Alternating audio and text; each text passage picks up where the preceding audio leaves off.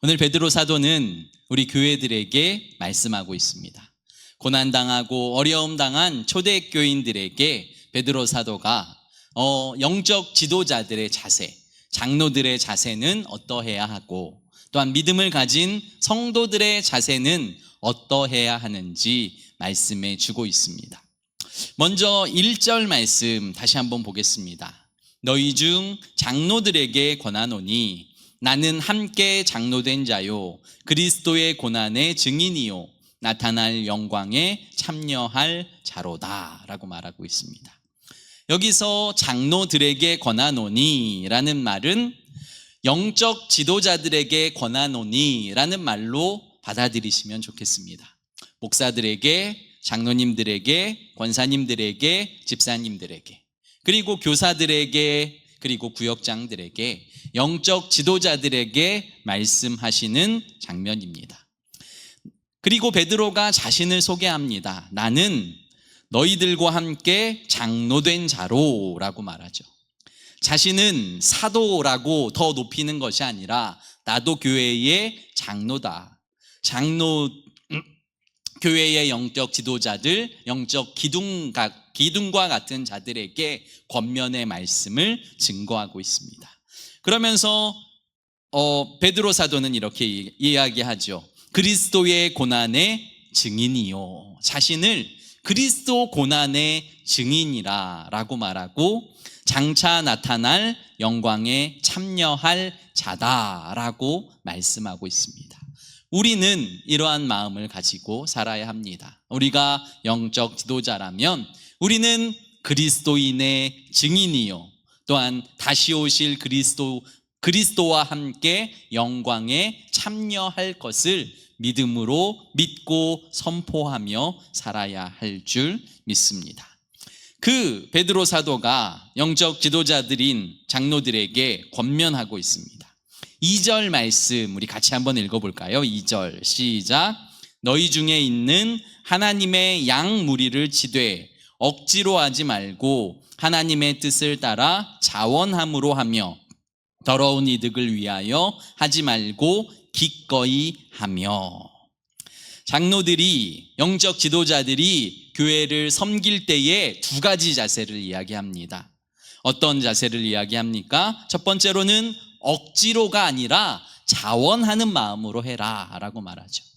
내가 교회에 이렇게 오래 다녔기 때문에, 아니면 이러한 직분을 받은 자이기 때문에 억지로 봉사하는 것이 아니라, 억지로 교회를 섬기고 하나님의 나라를 섬기는 것이 아니라 자원하는 마음으로, 다시 말하면 기꺼이 기쁨으로 감사함으로 그 일을 감당해라 라고 말씀하고 있습니다.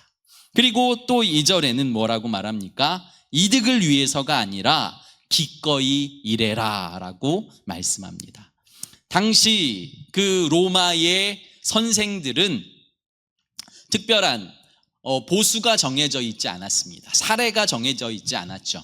그러니까 말씀을 가르치는 저 목사와 같은 그 말씀을 인도하는 순회 설교자들에게도 보수가 정해지지 않은 거예요. 그래서 당시 그 로마의 사람들이 행하던 것처럼 얼마나 많은 사람들이 모이냐, 얼마나 재밌게 많은 사람들을 모일 수 있게 하냐에 따라서 사례가 정해졌다라는 거예요.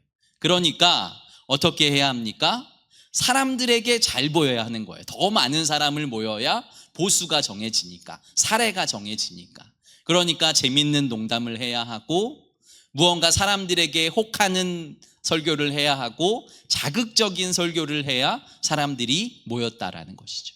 그런데 이 이득을 위해서 설교하지 말고, 사역하지 말고, 오직 기꺼이, 그러니까 사례가 없을지라도, 그리고 사례가 적을지라도 그것에 감사함으로 기꺼이 섬기고 나누라 라고 말씀하고 있다는 것입니다. 사랑하는 성도 여러분, 오늘 2절의 핵심 단어가 이것입니다. 2절 처음에 보시면 하나님의 양무리를 치되 라고 말합니다. 그러니까 우리는 교회의 담임 목사가 되면, 아니면 어떤 영적 지도자들이 되면 우리 교회, 그러니까 내 교회, 내 성도라고 생각할 수 있지만 오늘 베드로 사도는 분명하게 하나님의 양무리를 치되라고 말하고 있는 거죠. 하나님께서 맡겨주신 양이고 하나님께서 맡겨주신 성도라는 것을 잊으면 안 된다라는 거예요. 하나님의 양이 아니라 내 양이라고 생각하면 내가 하고 싶은 대로 하고 내가 원하는 대로 하지만, 하나님의 양이라고 생각하면 하나님의 뜻대로 해야 하고 하나님의 방법대로 해야 하는 것이죠. 그래서 2절 말씀에 보시면 하나님의 양무리를 치되 억지로 하지 말고 하나님의 뜻을 따라 자원함으로 하며. 그러니까 우리 영적 지도자들의 모든 그 결정의 기준은 하나님의 뜻인가 하나님의 뜻이 아닌가, 하나님의 양인가 하나님의 양이 아닌가를 결정하고 그 모든 일들을 결정해야 한다라는 것을 우리는 기억해야 합니다. 사랑하는 성도 여러분, 우리는 하나님의 기르시는 양이라는 것, 또한 나에게 맡겨주신 구역원도, 그리고 어린이들도, 그리고 우리 성도들 모두가 하나님의 양이라는 것을 잊지 말고 행동해야 합니다.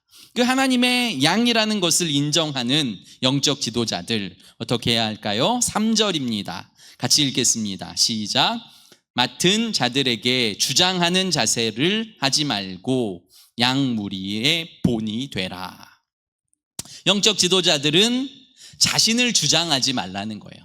내가 주인 되지 말라는 거죠. 그 양이 내 것인 것처럼 내 마음대로 주인인 양 모든 행동을 하지 말라라고 말하고 오히려 양무리의 본이 되라라고 말씀하고 있습니다. 우리 영적 지도자의 자세가 이것이죠. 세상의 지도자들은 주인 되려고 하고 내 뜻대로 하려고 하고 나의 이득을 위해 하려고 하지만, 교회의 영적 지도자들은 하나님의 뜻대로 하나님이 맡겨주신 양들의 모범이 되기 위해서 내가 더 열심히 주님을 찾고 주님을 구하고 기도하고 하나님의 뜻을 따라야 진짜 영적 지도자가 될 수 있다는 것을 다시 한번 우리 마음에 새기기를 간절히 소망합니다. 그러면 하나님께서 어떤 상급을 주시냐? 4절에 기록되어 있습니다. 같이 읽겠습니다. 시작. 그리하면 목자장이 나타나실 때에 시들지 아니하는 영광의 관을 얻으리라. 아멘.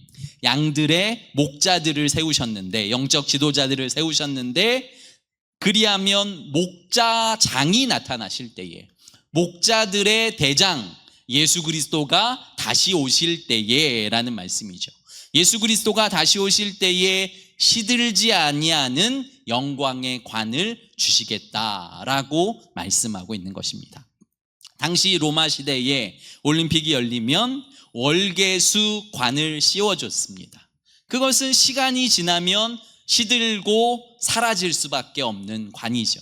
그런데 주님은 시들지 않는 관, 영원한 관, 영원한 영광의 관을 씌워주시겠다고 약속하시는 거예요. 다시 말하면 무슨 말입니까? 목자로서 구역원을 섬기고 아이들을 섬기고 교회를 섬기고 하나님의 나라를 섬기며 힘쓰고 애쓰는 것, 기도하며 눈물 흘리는 그 모든 과정을 목자장은 기억하시고 그 목자들에게 상 주시겠다라고 말씀하시는 것입니다. 누구도 알아주지 않아도 우리 주님께서 알아주시는 것이 우리에게 가장 큰 기쁨이 되어야 하는 것처럼, 목자장 되신 예수 그리스도께서 우리의 모든 아픔과 슬픔과 고통을 기억하고 계신다라는 믿음으로 교회를 섬기고 맡겨주신 양들을 믿음으로 섬기시며 봉사하시며 헌신하시는 성도 여러분들 되시길 예수 그리스도의 이름으로 축복합니다. 성도들에게도 말씀합니다. 5절 말씀 같이 읽겠습니다. 5절 시작. 젊은 자들아 이와 같이 장로들에게 순종하고 다 서로 겸손으로 허리를 동이라.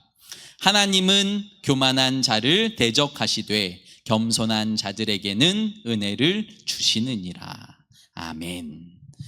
젊은이들아 라는 말은 성도들아로 말하면 만들 것 같습니다. 적용하면 옳을 것 같습니다. 젊은이들아 라고 말하면서 이들에게 바라는 것은 두 가지예요. 순종과 겸손. 장로들이 본을 보이며 앞장서 갈 때에 그 장로들의 앞장선과 그리고 본에 순종하며 함께 가는 성도들을 주님께서는 원하신다라고 말씀하시는 것입니다. 그런데 하나님의 뜻도 아니고 하나님의 방법도 아니면 그 목자를 따라가는 것은 옳지 않습니다. 그 목자가 하나님의 방법대로 하나님의 양들을 친다고 확신하면 그 목자에게 순종하고 그 목자와 서로 겸손으로 허리를 동이라라고 성경이 오늘 기록하고 있는 거죠. 허리를 동인다는 뜻은 힘쓰고 애쓴다는 뜻이에요. 힘을 더 세게 주기 위해서 허리를 동이잖아요. 씨름 선수가 허리를 동이고 유도 선수가 허리를 동이는 것처럼 허리띠를 꽉 조여서 힘을 쓰는 것처럼 힘써서 더욱더 겸손하도록 섬기도록 그리고 순종하도록 힘쓰고 애쓰는 게 성도의 자세다라고 말씀하고 있습니다. 그러면 어떻게 됩니까? 6절 말씀 같이 읽겠습니다. 시작. 그러므로 하나님의 능하신 손 아래에서 겸손하라. 때가 되면 너희를 높이시리라. 아멘. 겸손하니까 모두가 알아주지 않는 거죠. 모두가 저 사람은 무시해도 돼라고 생각하는 그런 겸손은 아닙니다. 그런데 주님께서 이렇게 말씀하시는 거죠. 하나님의 능하신 손 안에서, 다시 말하면 하나님의 권능 아래서, 하나님의 말씀 앞에서 겸손하면 때가 되면 너희를 높이시리라 라고 말씀하고 있어요. 5절에도 겸손한 자에게는 은혜를 주시고 교만한 자는 오히려 대적하시겠다라고 말하는 거예요.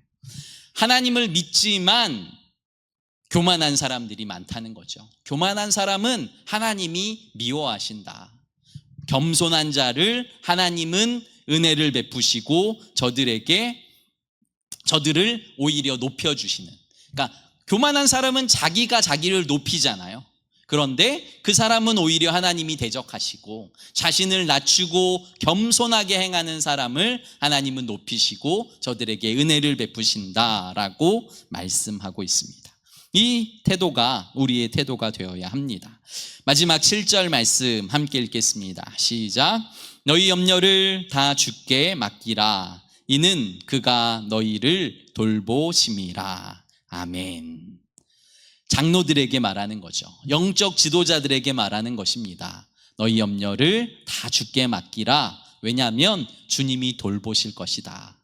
또한 양들에게도 이야기하는 것입니다. 성도들에게도 이야기하시는 것입니다. 너희 염려를 다 주께 맡겨라. 주님께서 돌보실 것이다. 어떻게 염려를 주께 맡길 수 있겠습니까? 주님께서 돌보신다고 믿으면 맡길 수 있는 거죠. 주님께서 아무런 능력이 없다, 아무런 힘이 없다, 아무런 행동을 하지 않으시는 분이다 라고 생각한다면 나의 염려를 맡길 수 없지만 주님은 나의 염려를 해결할 능력이 계셔 내 염려보다 내 고민보다 더 큰 능력이 있으신 분이야 라는 것을 믿는다면 그 모든 염려와 근심을 주님께 얼마든지 맡길 수 있다는 것을 믿고 우리가 우리의 삶의 주인 되신 예수 그리스도를 찬양하며 그 주님께 모든 것들을 내어 맡기는 사랑하는 성도 여러분들 되시기를 예수 그리스도 이름으로 축복합니다. 오늘 찬양은요, 아까도 한번 불렀지만 비준비하시니 라는 찬양입니다. 시편 147편 말씀인데요, 제가 이 말씀을 아까 한번 읽으면서 이 찬양을 준비했는데 내용이 다윗의 찬양이잖아요. 다윗이 자신의 인생의 메마른 땅과 같은, 갈라진 땅과 같은 시절을 만나는 거죠.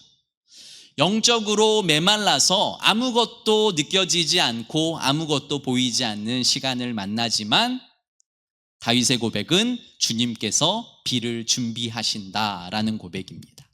시편 147편의 가사 중에 하나님은 말의 힘을 좋아하지 않으신다. 그리고 많은 사람의 다리를 좋아하지 않으신다라는 구절이 있어요.